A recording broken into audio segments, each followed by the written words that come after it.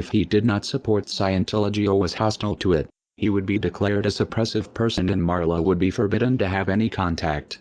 At the least he was being handled. As this video shows, Kent Snyder worked regularly and closely with CCHR, actively promoting legislation favorable to them. This bill is not successful, is not passed, then 2 or 3 or 4 years from now, what you're going to find is you're going to find stories of parents who said, why didn't we work harder? My child is now subject to mental screening. He's now subject to therapy. There's all sorts of coercive measures that are going on. So the time is now. Parents need to understand that, and we're going to do everything we can to fight against it.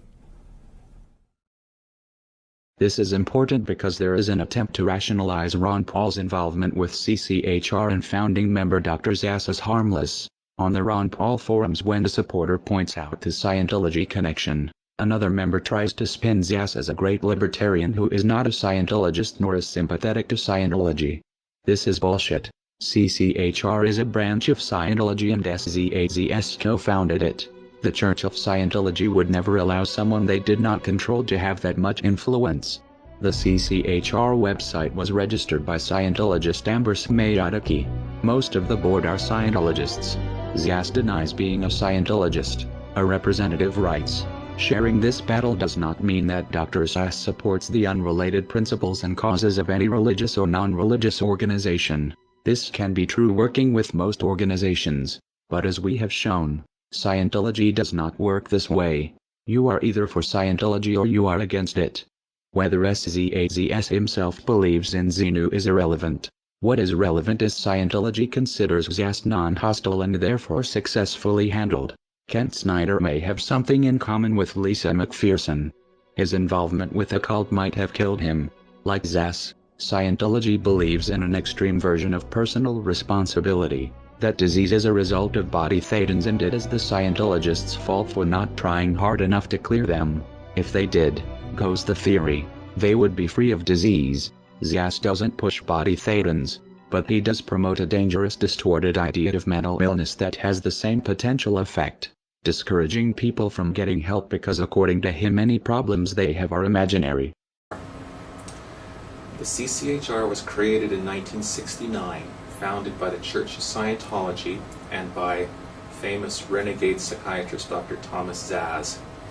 From day one, most or many of the senior leadership of the CCHR have been Scientologists.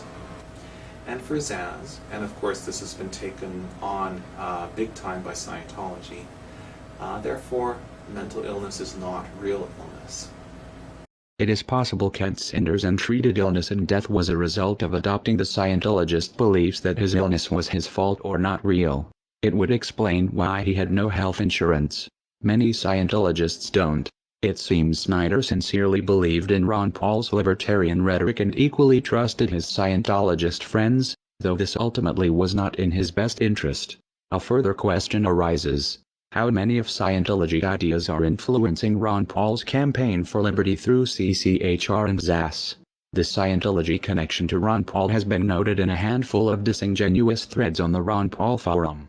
They are disingenuous because they ask questions a Google search can answer in seconds, yet few people link to these results. The threads are phishing members to see how much Paul supporters know about the connection, and when someone appears knowledgeable, the information is spun. In one of these threads, Scientologists in Clearwater are praised for organizing one of Ron Paul's events in 2007. The writer clearly doesn't understand the significance of saying Scientologists and former Scientologists are involved. It's possible he is confused or misinformed. It's also possible Scientologists